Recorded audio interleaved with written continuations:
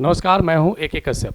केंद्रीय कर्मचारियों के लिए एनपीएस से यूपीएस में जाने के बाद क्या अब आने वाले समय में यूपीएस में जिस तरीके से जो परिवर्तन हो रहे हैं, कर्मचारी संघों का जो अलग अलग प्लेटफॉर्म पे जो ओपीएस का मांग चल रहा है, क्या इस बदलाव से जो अभी यूनिफाइड पेंशन स्कीम में जो परिवर्तन किए जा रहे हैं, तो क्या आने वाले समय में ये एक महत्वपूर्ण आने वाले समय में बदलाव का स्वरूप आप ओपीएस की तरफ देख सकते हैं? तो आज चर्चा इसमें करेंगे उन केंद्रीय कर्मचारियों के लिए जो एनपीएस में कवर है और राज्यों के वे कर्मचारी जो एनपीएस में कवर हैं, लेकिन अभी राज्य सरकार का बहुत से ऐसे राज्य हैं जहां पे अभी यूपीएस का अनाउंसमेंट नहीं किया गया। तो आने वाले समय में यहां पे एक बड़ी संख्या में अगर बात करें केंद्र और राज्य के एनपीएस कवर कर्मचारियों के लिए क्या ओपीएस के मार्ग प्रशस्त हो रहे हैं, तो इस वीडियो में जरूर इस टॉपिक को आप देखिएगा। नए जुड़े हैं तो चैनल को जरूर सब्सक्राइब करके बेल आइकन को दबा दीजिएगा। वीडियो अच्छा लगेगा तो लाइक शेयर जरूर कीजिएगा। चलिए यहाँ पे बात करते हैं। 1 अप्रैल 2025 से यूनिफाइड पेंशन स्कीम के गजट को जब प्रकाशित किया गया था तो उससे पहले लोगों को लगा था कि केंद्र सरकार एनपीएस से बेहतर यूपीएस कर सकता है, यानी एक लोक लुभावना आशा लोगों को था।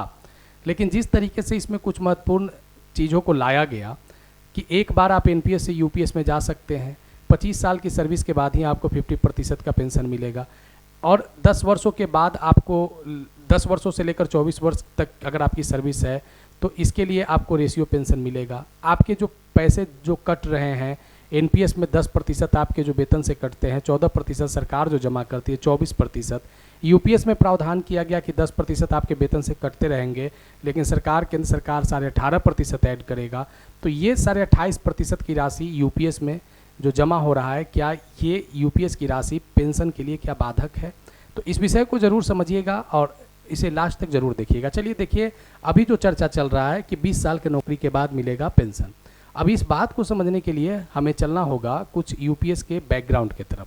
यूनिफाइड पेंशन स्कीम जब लागू किया गया था तो यहाँ दो महत्वपूर्ण बात जिसमें प्राइमरी स्ट्रक्चर पे बदलाव की ज़रूरत रहा है। एक जो 50% मिनिमम 50% पेंशन के लिए आपको 25 साल की सर्विस निर्धारित किया गया था। अब यहाँ क्या हुआ था कि जब 25 साल की सर्विस निर्धारित हुआ था 50% पेंशन के लिए, तो वीएआरएस का भी जो मुद्दा था वॉलेंट्री रिटायरमेंट सर्विस का, ये अभी 25 वर्ष हो गया था। लेकिन अलग अलग मांगों के बाद यहाँ पे सरकार ने एक बदलाव किया, कहा कि 50% के जो पेंशन के लिए जो हमने सर्विस कटअप जो निर्धारण किया था 25 वर्ष, वह सर्विस कटअप अब रहेगा 20 वर्ष। यानी वीआरएस के मुद्दे पर भी यहाँ पे थोड़ा सा बदलाव किया गया है। 25 वर्ष के बदले अब 20 वर्ष होगा। अगर आप 20 वर्ष के बाद अगर आप सेवानिवृत्त होते हैं तो आप या वीआरएस होते हैं तो उसके बाद 50% पेंशन की संभावना जो है वो 20 वर्ष से ही आप तलाश सकते हैं।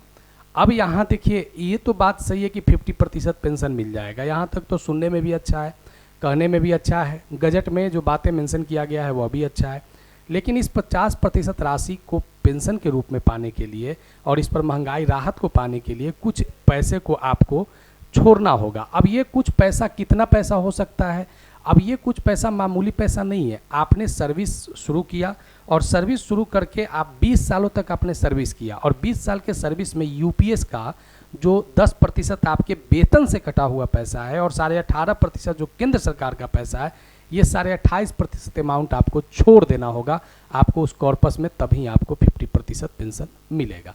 अब यहाँ पे अब जो 20 वर्ष का तो एक बदलाव हुआ प्राइमरी स्ट्रक्चर पे, अब इसमें एक व्यापक बदलाव की जरूरत है कि जो कॉर्पस जीरो करके जो कर्मचारी निकल रहे हैं वहाँ पे जो कॉर्पस को फंड को अपना ही फंड को छोड़ना पड़ रहा है, उस फंड पर भी बदलाव की जरूरत है ताकि उनके सेवानिवृत्ति पर सुपर एनुएशन पर जो उनकी कटौती राशि है 20 वर्ष की सेवा के दौरान या 10 वर्ष से अधिक सेवा के दौरान, वह उन्हें वापस मिलना चाहिए। एक महत्वपूर्ण आने वाले समय में ये बदलाव जो है वह यूपीएस को ओपीएस की तरफ मार्ग को प्रशस्त कर सकता है। दूसरा, यहाँ पे एक चीज़ को और देखिए, यहाँ पे एक और बात क्या मेंशन किया गया है कि 10 वर्ष या उससे अधिक सर्विस के बाद ही आपको पेंशन दिया जाएगा। मिनिमम पेंशन 10,000 यहाँ पे किया गया था जो एश्योर्ड पेंशन के जैसा था।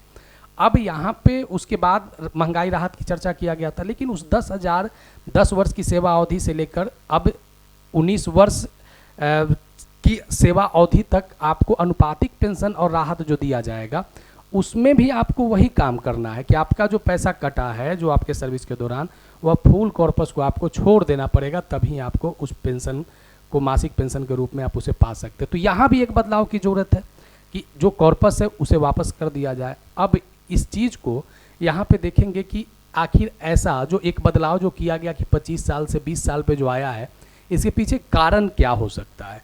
देखिए हुआ क्या है कि लगभग 27 लाख के आसपास में अनुमानतः जो आंकड़े हैं वह एनपीएस में हैं केंद्रीय कर्मचारी, और एक बड़ी संख्या में राज्य में भी एनपीएस में कर्मचारी हैं।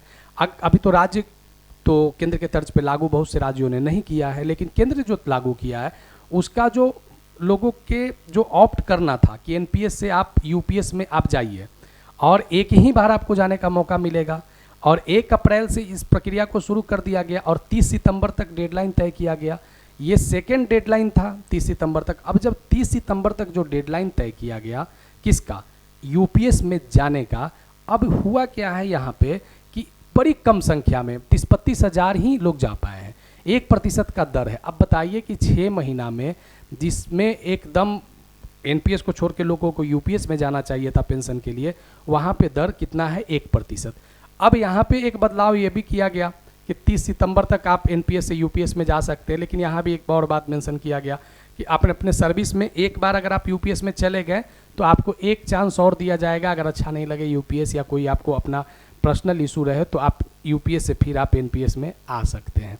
अब ये यूपीएस से एनपीएस से यूपीएस में आना, यूपीएस से फिर एनपीएस में जाना, ये जो प्रक्रिया जो अपनाया गया है, ये क्या आने वाले समय में जो एक बड़ी संख्या में केंद्रीय कर्मचारी हैं, क्या एक दूसरे जगह से क्या वो ऑप्ट कर सकते हैं, तो यह एक बहुत बड़ा विषय है। अब देखिए यहाँ पे जो आप देख रहे हैं कि जो सरकार ने जो बातों को माना है कि 20 वर्ष के बाद जो हम सेवानिवृत्ति देंगे, यह एक राहत भरा खबर है केंद्रीय कर्मचारियों के लिए। अगर यहाँ पे कॉर्पस की जो बात किया गया है, अगर कॉर्पस अगर जो एनपीएस में 60% दे दिया जाता था और 40% एनयूटी के लिए रखा जाता था, यहाँ पे 0% आपको दिया जा रहा है उस कॉर्पस से, 0%, और आपको 100% कॉर्पस को छोड़ देना पड़ रहा है, और उस कॉर्पस का फिर कोई मतलब लेन देन आंकड़े आपके पास नहीं है, आपका वो पैसा चला गया अगर आपने पेंशन को चूज किया तो।